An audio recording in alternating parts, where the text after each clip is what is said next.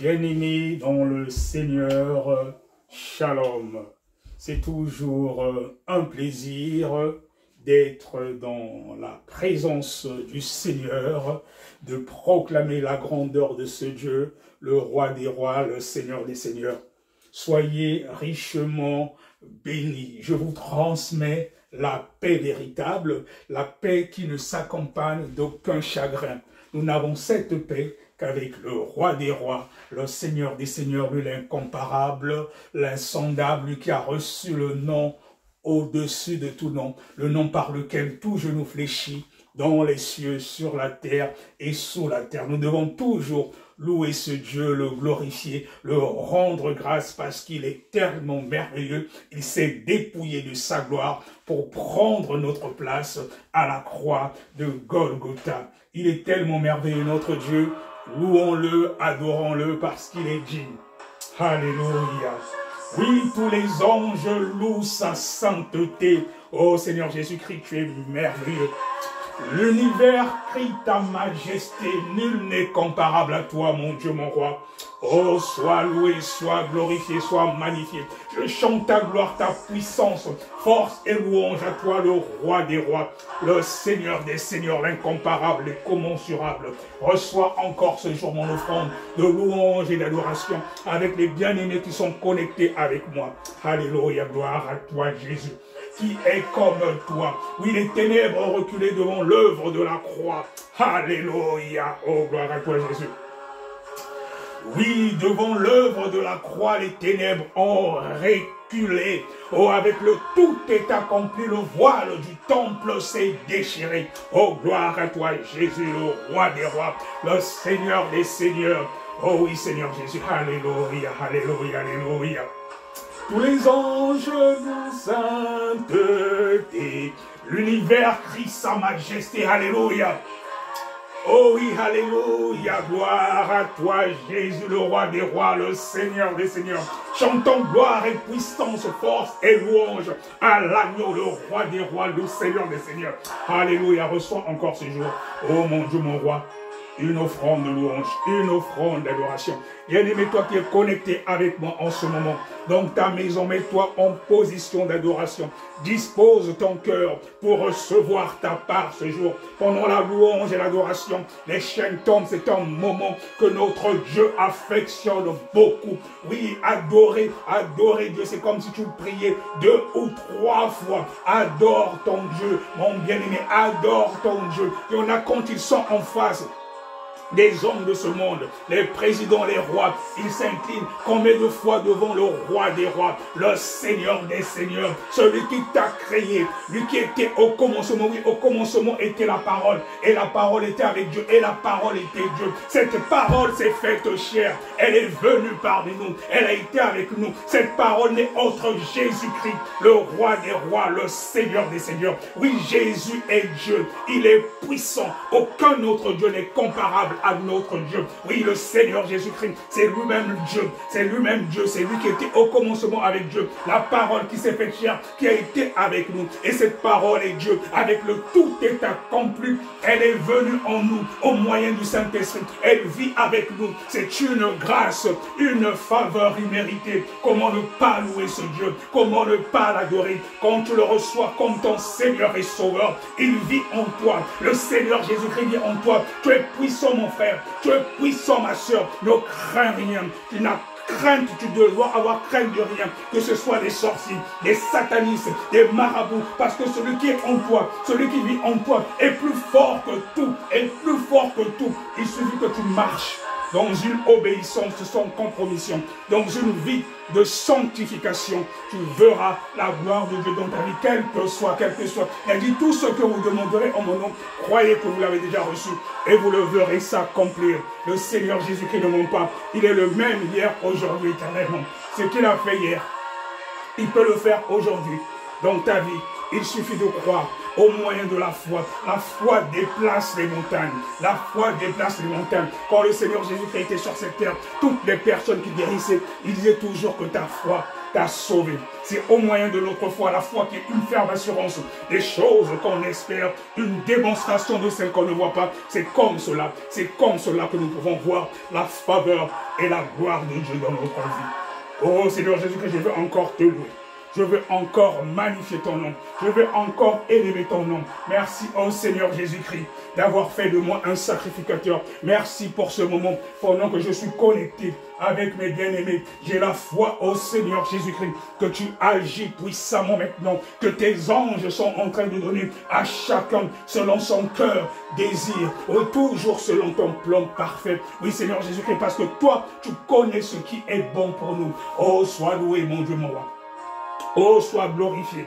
Oh, Ebenezer, jusqu'ici, tu as toujours combattu pour moi. Oui, toi qui as toujours été, toi qui as toujours combattu pour nous les combats visibles et invisibles. Oui, Seigneur Jésus-Christ, pendant que nous dormons, il y a tellement de choses qui se passent. Oui, Seigneur Jésus-Christ, il y a des personnes qui, de fois même, en dormant, rendent l'âme. Mais aujourd'hui, tu nous as encore renouvelé le souffle de vie. Oh oui, mon bien-aimé, c'est une grâce. C'est une grâce. Il y en a qui s'en vont en dormant. Si tu es encore vivant, il faut te dire que le Seigneur t'aime. Le Seigneur t'aime. Il te donne encore une occasion de te repentir. Il te donne une occasion de te repentir pour que tu ne partes pas à la GN. Il est tellement merveilleux. Quel que soit ton état, mon frère, quel que soit ton état, ma soeur, que tu sois une prostituée, que tu sois un sorcier, que tu sois un occultiste, peu importe qui tu es, notre Dieu est amour. Oui, l'évangile est un message d'amour. L'évangile n'est pas un message de condamnation. Le Seigneur Jésus-Christ est venu pour les pécheurs. Il est venu pour les pécheurs. Il est venu pour les pécheurs, pas pour les personnes parfaites. Il s'est fait pécher à la croix de Golgotha. Il a pris nos infirmités. Il a pris la place que moi je méritais. La place que toi tu méritais. Le Seigneur Jésus-Christ s'est chargé de notre fardeau. Il s'est dépouillé de sa gloire. Comment ne pas adorer ce Dieu? Comment ne pas l'adorer? Comment ne pas l'offrir une offrande de louange et d'adoration? Il est tellement grand notre Dieu. Alléluia, gloire à toi Jésus. Alléluia, gloire à toi Jésus. Alléluia, gloire à toi Jésus. Louange à toi Jésus. Bien-aimé, dispose ton cœur.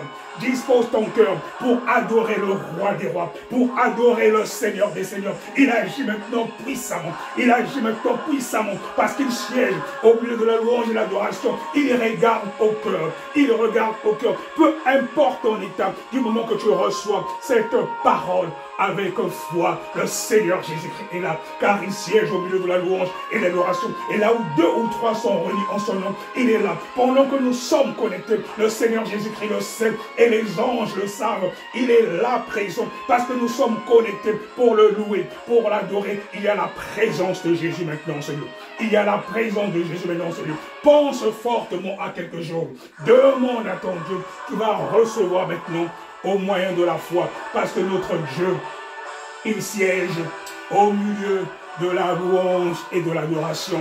Reçois encore la paix véritable, mon bien-aimé. Alléluia. Gloire à toi, Jésus. Gloire à toi, Jésus, le roi des rois.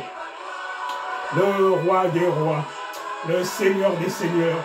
Oui, à toi la gloire. À toi la gloire, Jésus. À toi la gloire, Jésus. Oui, ressuscité, à toi la victoire pour l'éternité. Bien-aimés dans le Seigneur, nous allons procéder à un petit moment de partage. Oui, Seigneur Jésus-Christ, la Bible déclare qu'au commencement était la parole. Et la parole était avec Dieu.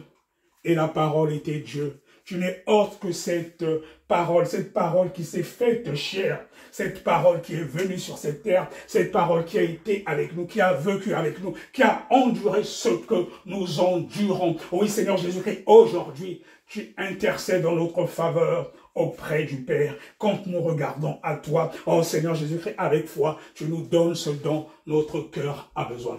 Seigneur Jésus-Christ, je te prie maintenant de disposer nos cœurs pour l'écoute de ta parole et que toi seul, que tu prennes le contrôle de ce moment, que tu sois l'alpha et l'oméga, que toute pensée soit captive à l'obéissance de ta parole parce qu'elle est vérité. Dans le nom puissant de Jésus.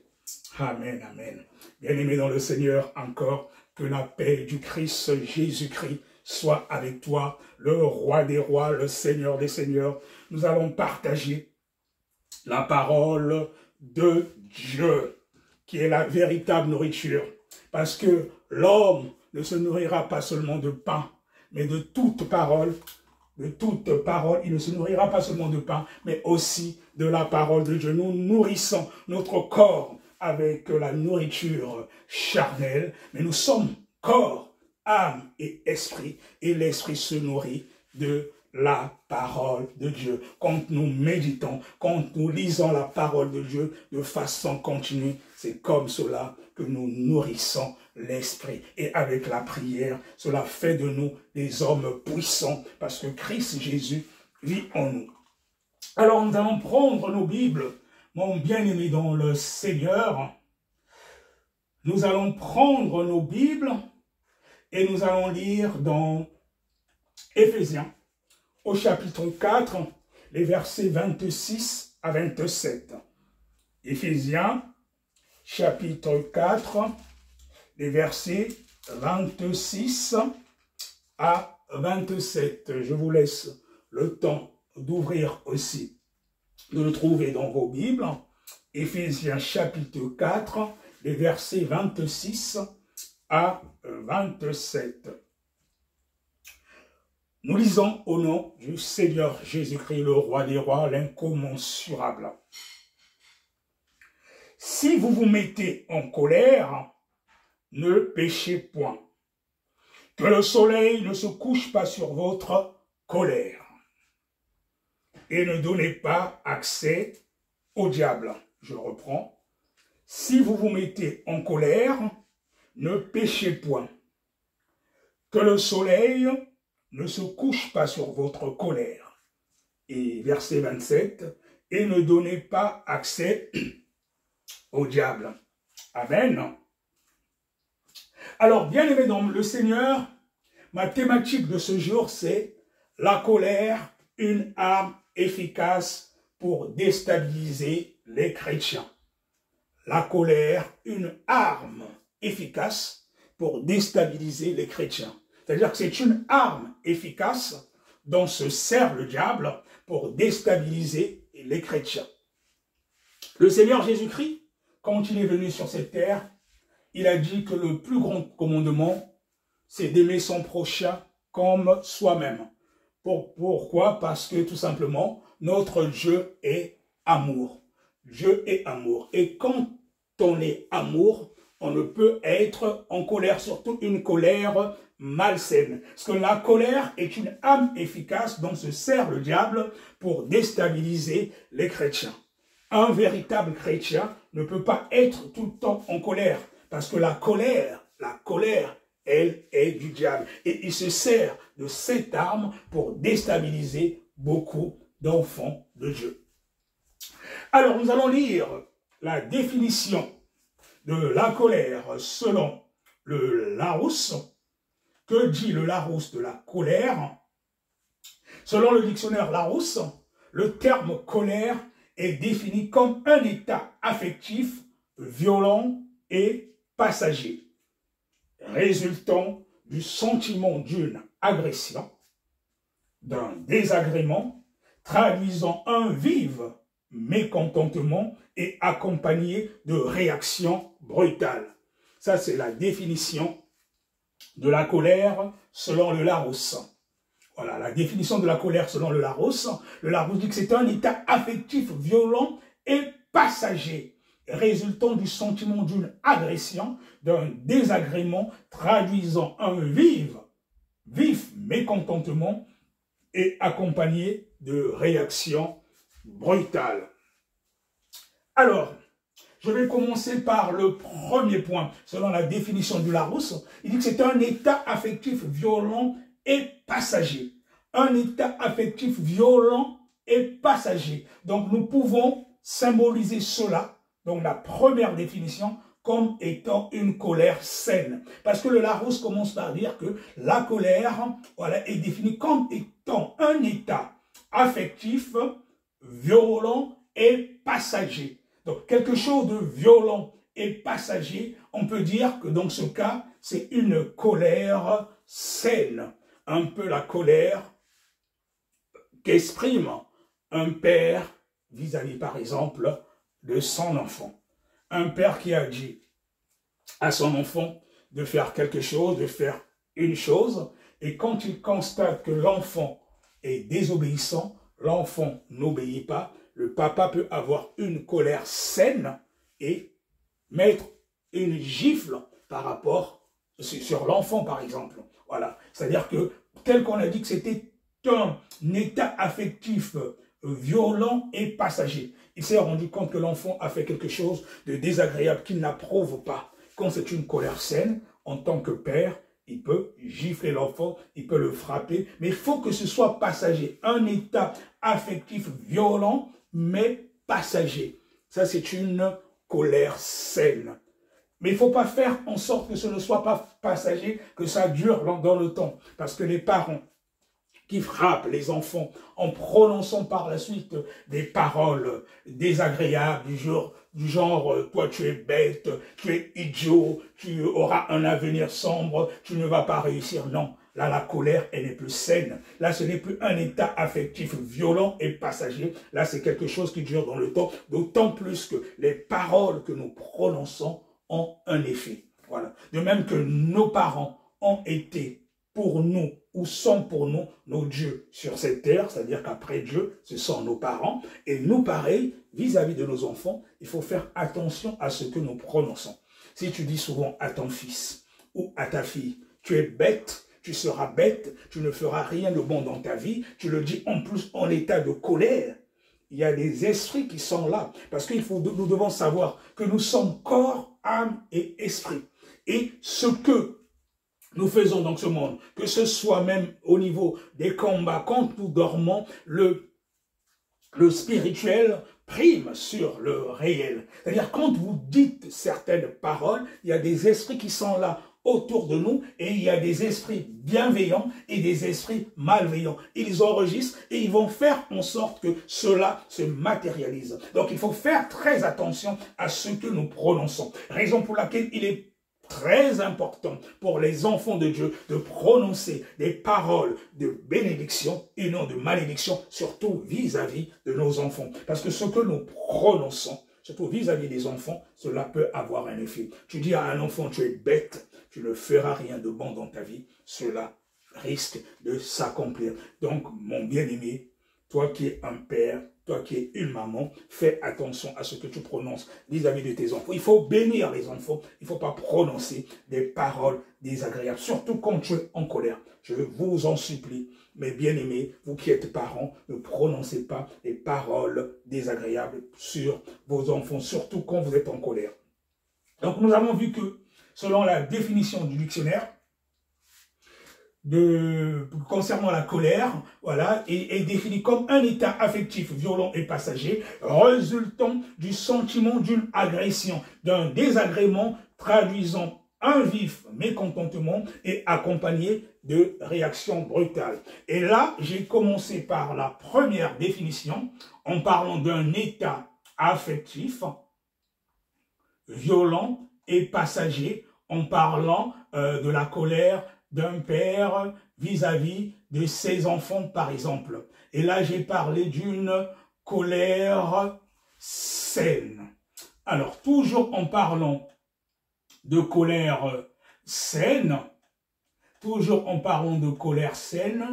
alors déjà, selon le Larousse toujours, il est dit que la colère saine est une émotion violente, mais naturelle contre ce qui nous blesse. Voilà, j'ai pris le cas des enfants. Être hors de soi face à une injustice, une frustration, une indignité, une trahison. Pour le cas des enfants, on peut parler d'une trahison. C'est affirmer notre volonté personnelle et préserver notre intégrité physique et psychique.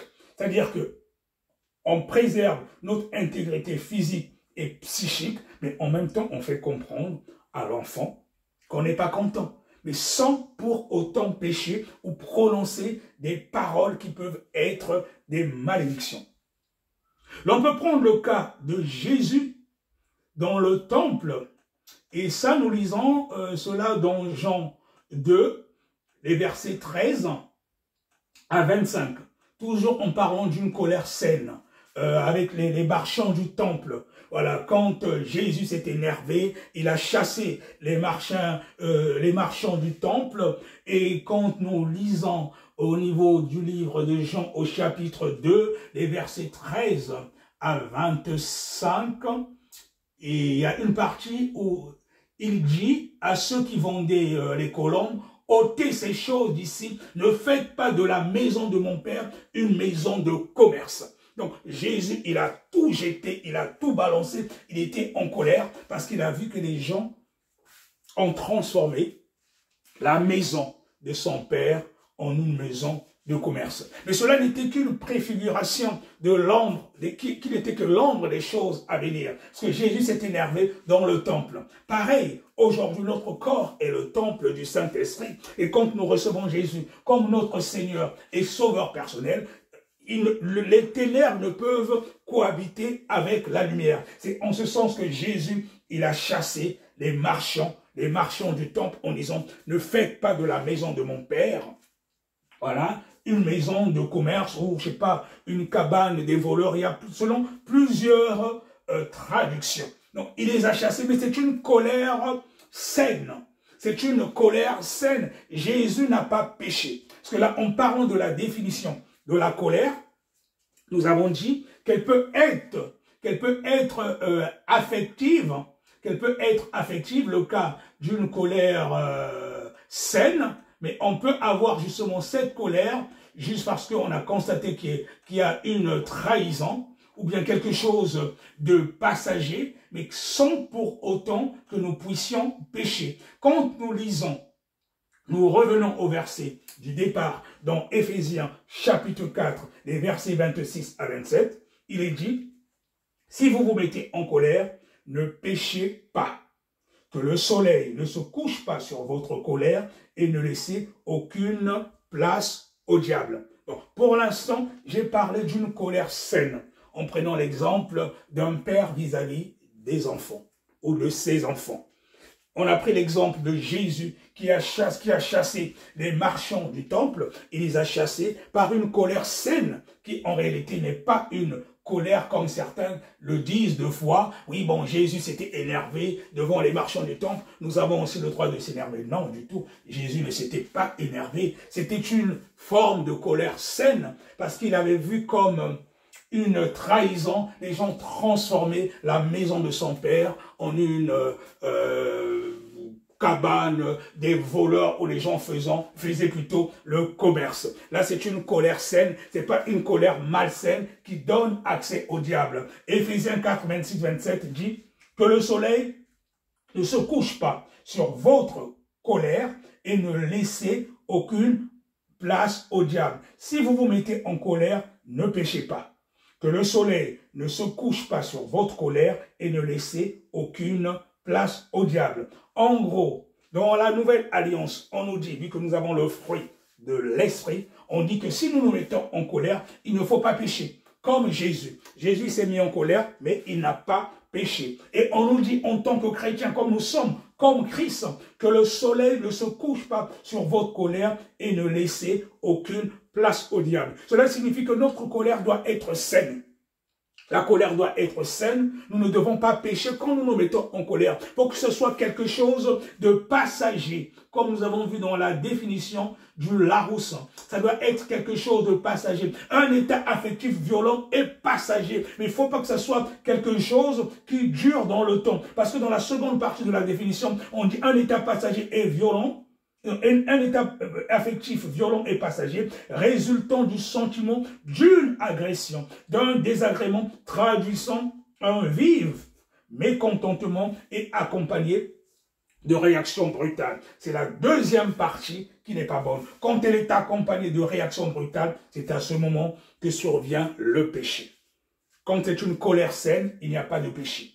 Mais quand il est accompagné de réactions brutales, c'est à ce moment que survient le péché. La colère en tant que chrétien, parce que chrétien signifie comme Christ, quand on a reçu le Seigneur Jésus-Christ comme notre Seigneur et Sauveur personnel, nous devons être comme Christ. On peut avoir une colère qui soit saine, Mais il ne faut pas que nous péchions pendant que nous sommes en colère. Il ne faut pas qu'il y ait des réactions brutales par la suite. C'est-à-dire que la colère, dans ce cas, elle devient malsaine, elle engendre le péché, et le péché qui peut engendrer par la suite autre chose. Quand nous recevons Jésus-Christ comme notre Seigneur et Sauveur, nous devons faire montre du fruit de l'Esprit. Quelqu'un qui a le fruit de l'Esprit, ça se voit. Quand tu es un véritable chrétien, quand la nouvelle naissance habite en toi, partout ce que tu passes, tu respires la nouvelle naissance, tu respires le fruit de l'esprit, tu es lent à te mettre en colère, tu as la maîtrise de soi. Partout ce que tu vas, que ce soit au bureau, que ce soit pour les étudiants qui vont à l'école, quand on te voit, quand les personnes te regardent, ils sentent que cette personne, elle est mise à part, elle n'est pas comme tout le monde. Du moment que tu es lent à la colère, même si les gens font tout pour t'énerver, tu as la maîtrise de soi, tu as le fruit de l'esprit, comme le Saint-Esprit t'a transformé, t'a brisé, tu ne t'énerves pas pour un rien, tu as le fruit de l'esprit en toi, tu as la maîtrise. Tu ne t'énerves pas parce que tu ne veux pas donner accès au diable. Tu ne veux pas pécher. Tu ne veux pas faire montre d'une colère malsaine qui va donner accès au diable. La Bible dit, quand nous nous mettons en colère, ne péchez pas. Si vous vous mettez en colère, ne péchez pas. Que le soleil ne se couche pas sur votre colère et ne laissez aucune place au diable. Malheureusement, de nos jours, même dans les foyers, il arrive que des mariés se disputent entre eux, même devant les enfants, et ils se couchent comme ça, mais ils ne savent pas déjà quand vous êtes dans cet état, vous avez déjà péché, voilà, vous vous couchez comme ça, vous vous êtes engueulés entre vous, vous ne vous parlez même plus, allez, vous dormez comme ça, mais là, vous donnez accès au diable. La Bible déclare que quand vous vous mettez en colère, ne péchez pas. Que cela soit quelque chose de passager. Si c'est ton épouse, voilà, si tu as fait du mal à ton épouse, quelque temps après, tu lui demandes pardon.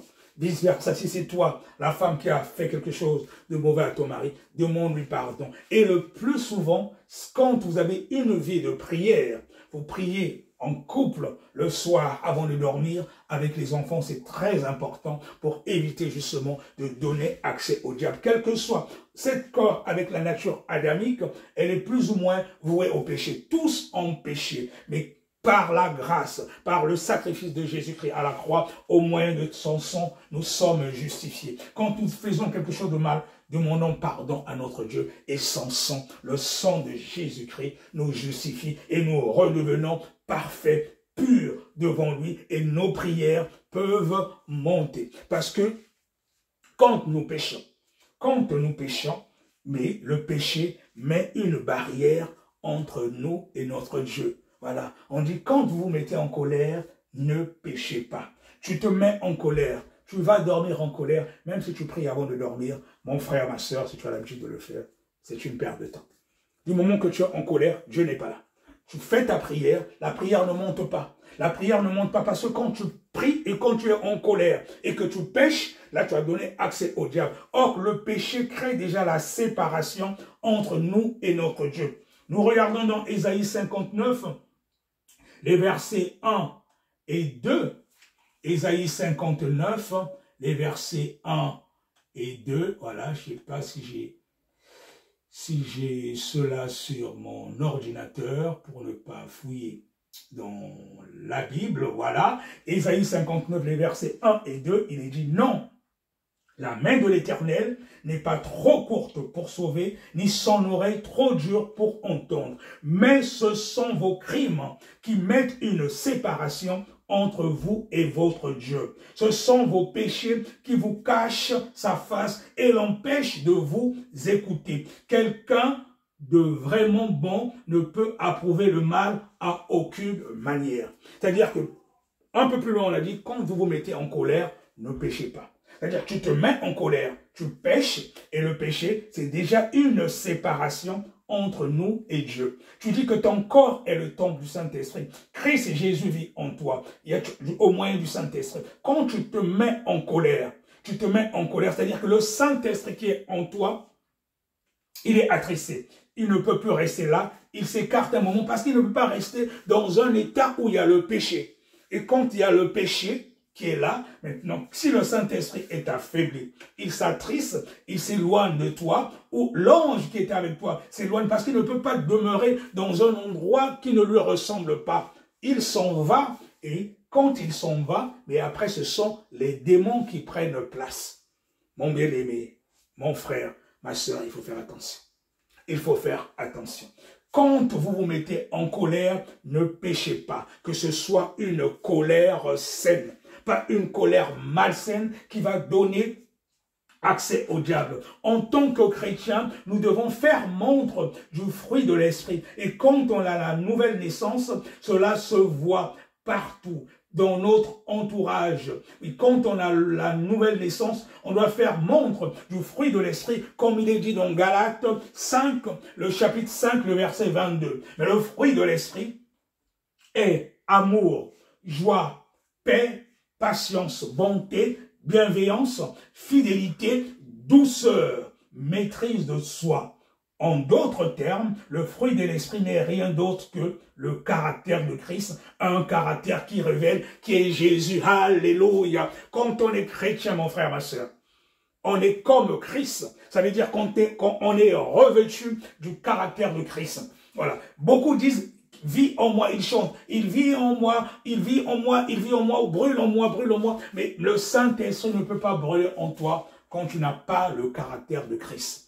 Avoir le caractère de Christ, c'est avoir le fruit de l'esprit. Quand on te regarde, que ce soit dans ton entourage, que ce soit au boulot, partout ce que tu vas, on sent que celui-là, il n'est pas comme tout le monde. Il a la marque de Christ Jésus en lui. Ce qui est censé énerver un certain nombre de personnes ne t'énerve pas parce que tu as la marque de Christ en toi. On sent que tu n'es pas comme tout le monde. Tu n'es pas comme tout le monde. Quand tu as la marque de Christ Jésus en toi, tu ne peux pas demeurer dans la colère. C'est pas possible, mon frère. Ce n'est pas possible, ma soeur. Parce que Christ Jésus vit en toi. Tu fais montre du fruit de l'esprit. Tu es patient. Tu es lent à la colère. Tu apprends à beaucoup entendre avant de te parler. Tu ne t'énerves pas dans un quart de tour. Parce que c'est le diable qui agit de la sorte. C'est le diable qui agit de la sorte. Quand vous vous mettez en colère, ne péchez point. Parce que la colère est une arme efficace dont se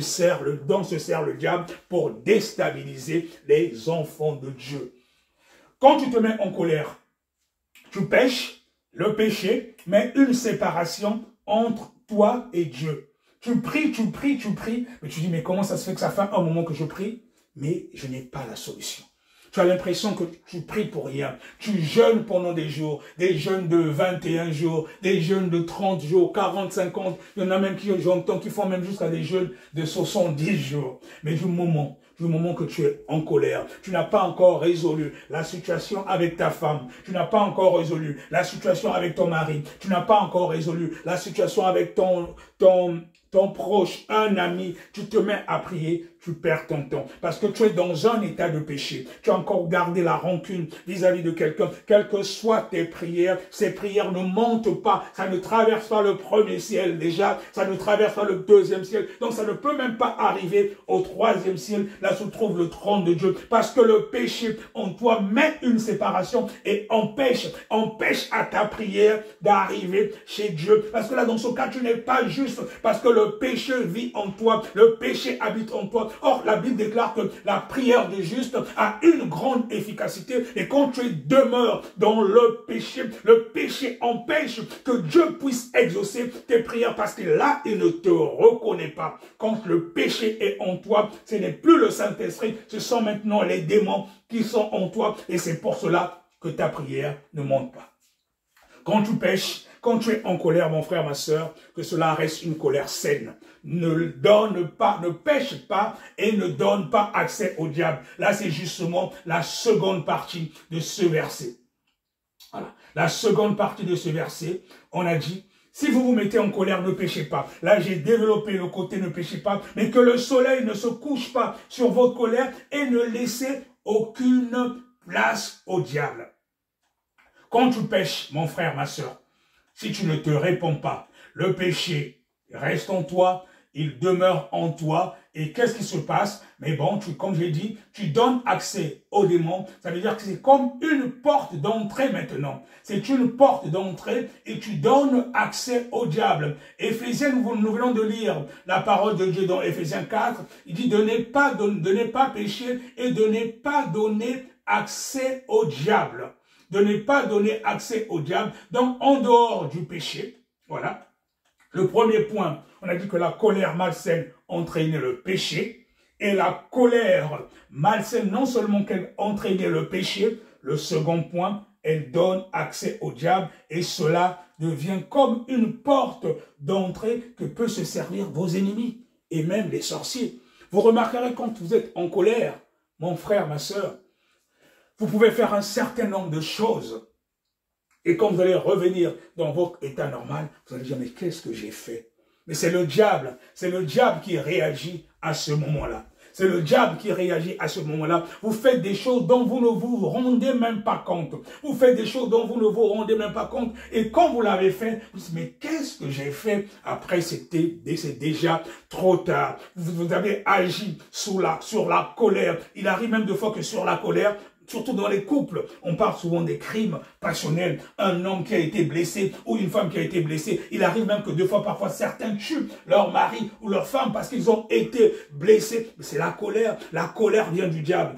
Quand vous vous mettez en colère, ne péchez pas et ne donnez pas accès au diable. Quand tu pêches, tu laisses que le péché habite en toi. Le péché s'enracine en toi. Tu donnes accès au diable et ces démons peuvent faire en sorte que tu agis d'une certaine façon où tu ne te contrôles même pas. Quand vous vous mettez en colère, ne péchez pas. Quand tu pêches, tu ouvres la porte à tes ennemis qui peuvent en profiter justement pour te détruire, même les sorciers. Tu es un enfant de Dieu. Tu mènes une vie de prière, une vie de sanctification. Si le diable n'arrive pas à t'atteindre, vous savez qu'est-ce qui se passe souvent au niveau spirituel? Il peut se servir, toi, ma soeur qui m'écoute, tu es mariée, il peut se servir même de ton mari pour te tenter.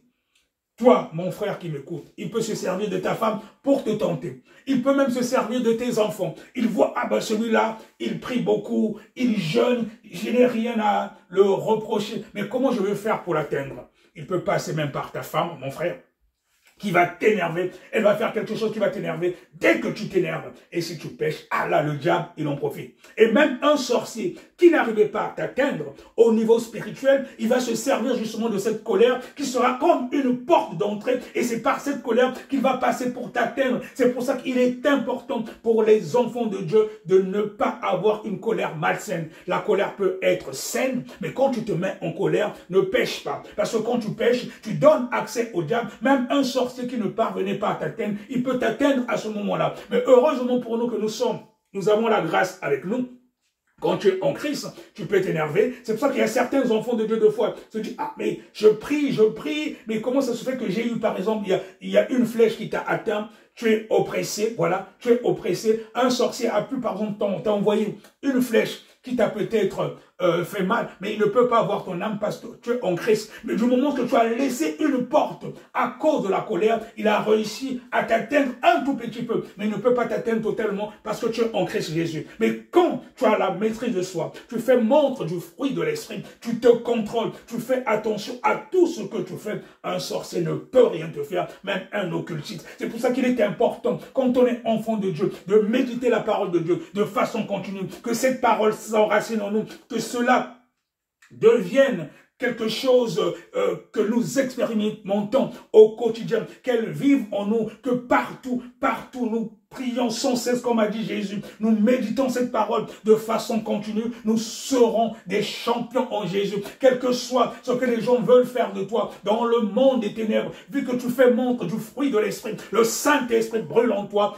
Personne ne peut t'atteindre. Je dis bien personne ne peut t'atteindre parce que tu es puissant. Christ Jésus vit en toi. Mais ne te laisse pas avoir par la colère. Beaucoup d'enfants de Dieu qui ne sont pas des adultères, qui ne sont pas dans la fornication, qui ne sont pas impudiques, qui ne font pas tout ce qui est en dehors de la parole de Dieu. Quand il a essayé tout ça, il n'arrive pas à t'atteindre, il va passer par la colère. Il peut arriver que tes amis au niveau du boulot t'énervent, ou toi qui vas encore à l'école, tu es encore étudiant, tes amis pourront t'énerver, mais dès que tu es en colère, tu donnes accès au diable. Et quand tu donnes accès au diable, il en profite pour frapper. Mais sinon, un chrétien véritable, qui vit pieusement en Jésus-Christ, qui respecte les préceptes de Dieu, le diable ne peut rien le faire. Satan ne peut rien te faire parce que tu es puissant. Le Seigneur Jésus-Christ nous a donné le pouvoir de marcher sur les serpents, sur les scorpions, sur toutes les puissances de l'ennemi. Et il dit que rien ne pourra nous atteindre. Je veux te dire que tu es puissant. Quand tu as Christ Jésus en toi, ne crains rien. Un sorcier ne peut pas t'atteindre. Un sataniste ne peut pas t'atteindre. Les occultistes ne peuvent pas t'atteindre parce que tu as la marque de Christ Jésus en toi. Ne crains rien, mais fais en sorte qu'il n'y ait aucune réclamation. Même la colère, c'est pas bon. Si tu avais l'habitude de t'énerver, à partir d'aujourd'hui, mon frère, ma soeur, il ne faut plus t'énerver, parce que la colère donne accès au diable. Quand on fait montre du fruit de l'esprit, on ne peut pas s'énerver. À la rigueur que ce soit une colère passagère, mais qui ne dure pas longtemps. Le temps presse, je vais vous donner quelques versets bibliques avant qu'on ne termine. Si on voit dans Lévitique 19, les versets 17 à 18, on va lire rapidement. Tu ne détesteras pas ton frère dans ton cœur, mais tu veilleras à reprendre ton prochain. Ainsi, tu ne te chargeras pas d'un péché à cause de lui. Tu ne te vengeras pas et tu ne garderas pas de rancune contre les membres de ton peuple. Tu aimeras ton prochain comme toi-même. Je suis l'Éternel. Là, c'est déjà dans Lévitique 19, 17, 18, là nous étions encore dans l'ancienne alliance, mais il nous parlait déjà de cela dans la Bible. Nous allons encore regarder. Cela on a dit que tu aimeras ton prochain comme toi-même, je suis l'Éternel. Et c'est le plus grand commandement que Jésus nous a fait montre quand il est venu sur cette terre. Et quand nous regardons dans Proverbe 10, le verset 22, il est dit, la haine fait surgir des conflits alors que l'amour couvre toutes les fautes. Proverbe 10, 12. Donc, quand tu as l'amour en toi, l'amour fait partie justement des fruits de l'esprit. Quand tu fais manque de fruits de l'esprit, tu ne peux pas être en colère. Ou si tu es en colère, mais tu ne pêches pas. Nous regardons encore dans Jacques 1, verset 19. Ce sont des versets que je vous donne, que vous pourrez aussi méditer chez vous à la maison. Ainsi donc, mes frères et sœurs bien-aimés, que chacun soit prompt à écouter, lent à parler, lent à se mettre en colère. Jacques 1, verset 19. Nous allons encore partir dans Proverbe 15, le verset 1. Une réponse douce calme la fureur, tandis qu'une parole dure augmente la colère. Si quelqu'un veut t'énerver, tu lui réponds avec douceur, avec calme. La personne elle-même, elle va se sentir mal à l'aise et va finir finalement par baisser la colère. Une réponse douce calme la fureur, tandis qu'une parole dure augmente la colère. Quelqu'un veut t'énerver, tu lui réponds doucement. Ah bon? Tu as fini? Que Dieu te bénisse. La personne elle-même, elle sera mal à l'aise. Parce que quand tu réponds quelqu'un de manière douce, tu as déjà pris le dessus sur lui. Mais quand tu t'énerves, c'est lui qui prend le dessus sur toi parce que c'est le diable. Et je vais te donner un secret, même vis-à-vis des sorciers. Il y en a qui ont peur des sorciers, malheureusement même des enfants de Dieu. Voilà. Si un sorcier veut te faire du mal, tu sais que telle personne est sorcier. Tu as même appris qu'il t'a fait du mal. Ne t'énerve pas contre lui. Il faut avoir de la bonté vis-à-vis de cette personne. Tu manifestes de l'amour sur cette personne. Tu vas voir que tu vas prendre de l'autorité sur cette personne. Quelqu'un qui veut te faire du mal, fais-lui du bien. Tu vas amasser des charbons ardents sur lui. Ne détestez pas les sorciers. Celui qui veut te faire du mal, aime-le. Et quand tu l'aimes, tu amasses des charbons ardents sur lui. Tu sais que c'est lui qui te fait du mal, qui est peut-être qui fait l'objet d'un certain nombre de blocages dans ta vie, mais transmets-lui l'amour, c'est-à-dire que tu prends le dessus sur lui. L'amour, c'est quelque chose de grand. Autant la colère est une arme efficace qu'utilise le diable. Pour nous, les enfants de Dieu, manifestons de l'amour. L'amour est une arme efficace pour nous, les chrétiens, vis-à-vis de nos adversaires. Quelqu'un te fait du mal, fais-lui du bien. Comme Jésus, même quand on l'a crucifié, il priait encore pour ses ennemis. Père, pardonne-leur, ils ne savent pas ce qu'ils font. Tu amasses des charbons ardents et Dieu te donne encore. Il a été crucifié. Le diable était content, j'ai gagné. Mais on a vu que Jésus, après, il a reçu un nom au-dessus de tout nom. Il a reçu encore une couronne de gloire. Celui qui te fait du mal, fais-le du bien et tu amasseras des charbons ardents. La colère, une arme efficace pour déstabiliser les enfants de Dieu, mais nous devons rendre la colère par l'amour. Faisons montre de l'amour. Nous allons continuer toujours dans Proverbe, là on a dit, Proverbe 15, verset 1, une réponse douce calme la fureur, tandis qu'une parole dure augmente la colère. Nous regardons encore dans Proverbe 14, 29. Celui qui est lent à la colère fait preuve d'une grande intelligence, tandis que celui qui s'énerve facilement proclame sa folie. Donc, quand tu t'énerves facilement, même la Bible te qualifie de fou. Celui qui est lent à la colère fait preuve d'une grande intelligence, tandis que celui qui s'énerve facilement proclame sa folie. Donc, quand tu as tendance à t'énerver facilement, tu réagis comme un fou. Même la Bible te qualifie de fou. Quand tu es en Christ Jésus, mon frère, ma soeur, les gens qui sont vraiment en Christ Jésus, ceux qui ont reçu Jésus comme leur Seigneur et Sauveur, qui vivent pieusement en Jésus-Christ, qui respectent sa parole à l'être, ceux qui sont dans le monde spirituel, ils nous voient comme des gens qui sont déjà adultes. Voilà. Mais tu as reçu Christ Jésus, mais tu vis dans le péché. Même les occultistes, les satanistes, les sorciers te voient comme un enfant de 2 ans. Ils peuvent jouer avec toi. Voilà, ils peuvent jouer avec toi, ils peuvent faire ce qu'ils veulent de toi, parce que tu es encore un enfant. Mais quand tu marches pieusement en Jésus, ils te regardent comme un adulte, et c'est eux qui sont comme des enfants, donc ils ne peuvent même pas t'atteindre, c'est plutôt toi qui peux les frapper, faire ce que tu veux. Mais un enfant, entre un enfant et un adulte, on voit déjà l'écart. Et toi, tu as reçu Jésus-Christ, mais tu ne marches pas pieusement en Jésus-Christ. Le sorcier, l'occultiste ou le marabout qui veut te faire du mal, il est une personne adulte devant toi, tu es comme un enfant, il peut te faire ce qu'il veut. Mais par contre, si tu marches pieusement en Jésus-Christ, tu respectes les préceptes, c'est le schéma inverse, tu ne crains rien, tu peux faire ce que tu veux parce que tu as Christ, Jésus en toi. Alors nous allons donc continuer, Proverbe 12, 16, on me fait signe qu'il nous reste très peu de temps, voilà, au niveau de la régie, voilà. Un fou manifeste immédiatement sa colère, mais celui qui couvre un affront est un homme prudent. Là, c'est Proverbe 12, verset 16. Alors, nous allons encore regarder rapidement Proverbe 20, le verset 3. C'est une gloire pour l'homme d'éviter les disputes, mais un fou s'y engage. C'est une gloire pour l'homme d'éviter les disputes, mais un fou s'y engage. Quand tu évites les disputes, c'est une gloire. Mais quand tu fais toujours du rentre-dedans, mais tu es comme un fou. Donc il faut éviter d'être comme un fou. Tu as reçu Christ Jésus, fais montre du fruit de l'esprit.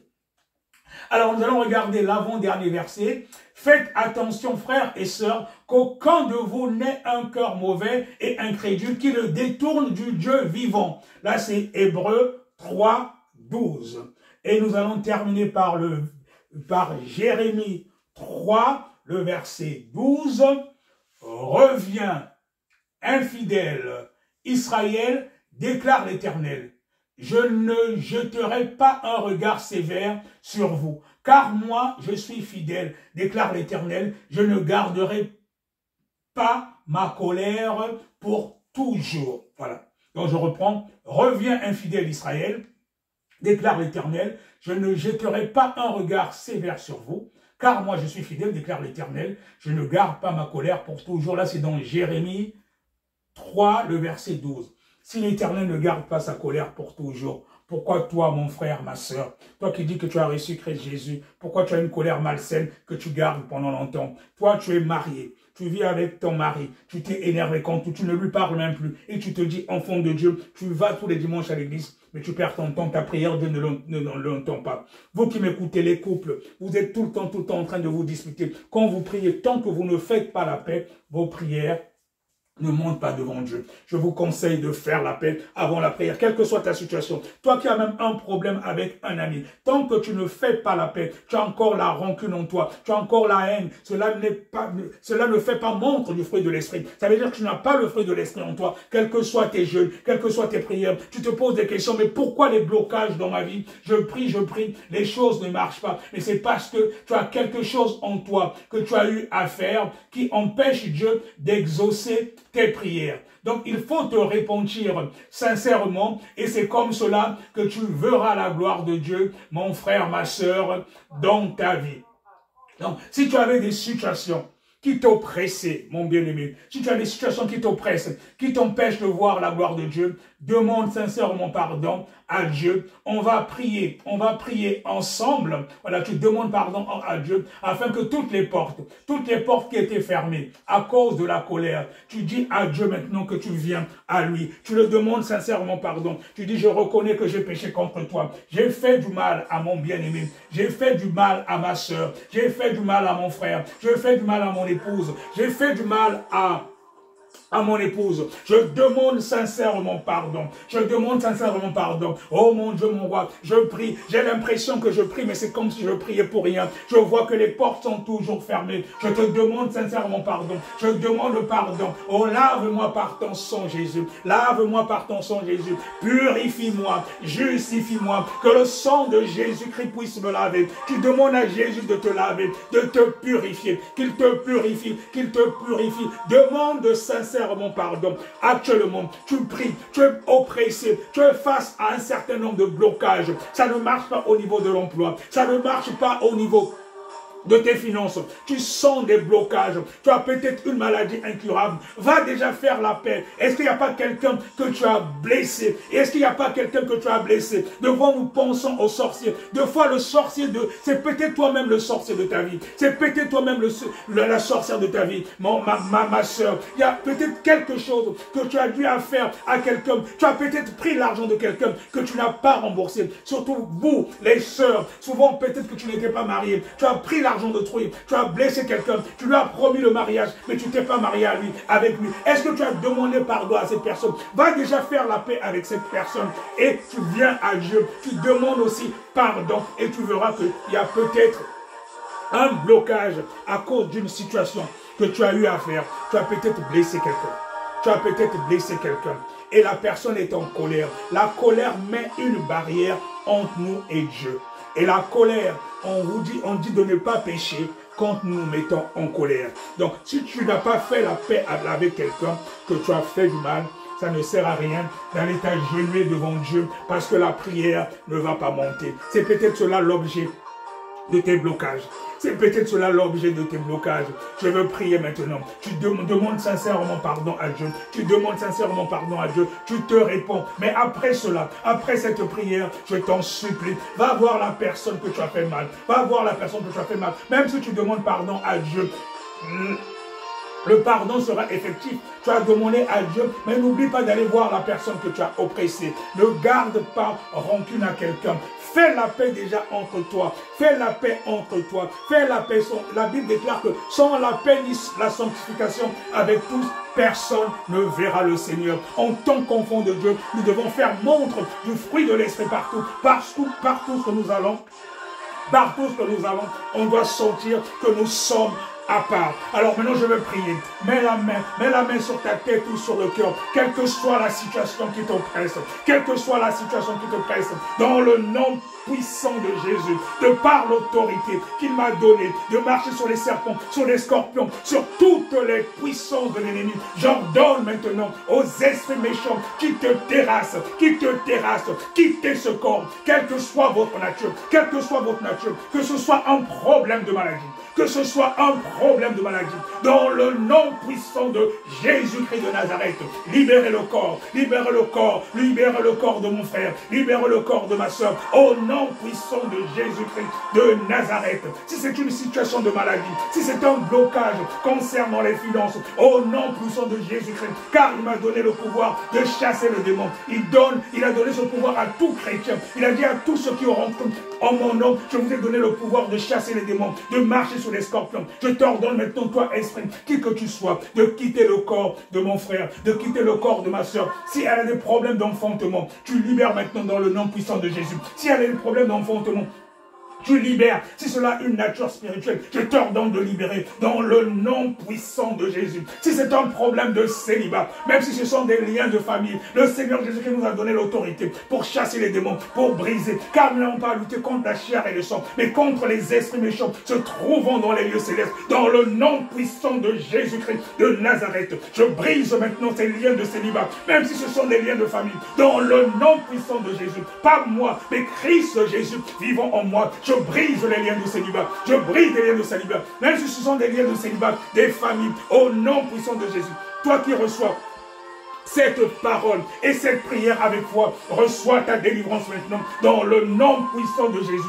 Si c'est une situation de finance, des blocages en tous genres, les autres trouvent un emploi, mais jamais toi, reçois la délivrance dans le nom puissant de Jésus-Christ. Tu reçois cette parole avec foi. Ne me regarde pas. Vois le Christ Jésus en moi dans le nom puissant de Jésus. Que tu reçois ta délivrance, quelle que soit ta situation, quel que soit le blocage, quand tu reçois avec foi. Le Seigneur Jésus-Christ, quand il était sur terre, quand il priait pour les malades, il disait toujours que ta foi t'a sauvé, ta foi t'a sauvé. Et tout ce que nous demanderons au nom de Jésus, si nous croyons par la foi que nous l'avons déjà reçu, nous le verrons s'accomplir. Reçois la paix véritable, mon frère, ma soeur. Reçois la paix véritable, ma soeur. Même si c'est un cas de mariage, tu cherches un mari, tu cherches une épouse, tu reçois maintenant dans le nom puissant de Jésus. Reçois avec foi, reçois avec foi, reçois avec foi, reçois la paix véritable, la délivrance dans le nom puissant de Jésus. J'ordonne aux démons, aux esprits méchants qui te terrassent, quittez ce corps au nom puissant de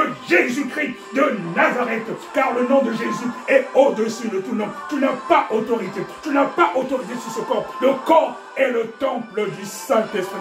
Son corps est le temple du Saint-Esprit, du moment qu'il a reçu Jésus-Christ comme son Seigneur et Sauveur personnel. Bien-aimé dans le Seigneur, reçois la paix véritable dans le nom puissant de Jésus. Sois béni, ton frère ouvrier du Seigneur. Shalom, shalom, shalom. Amen. Amen.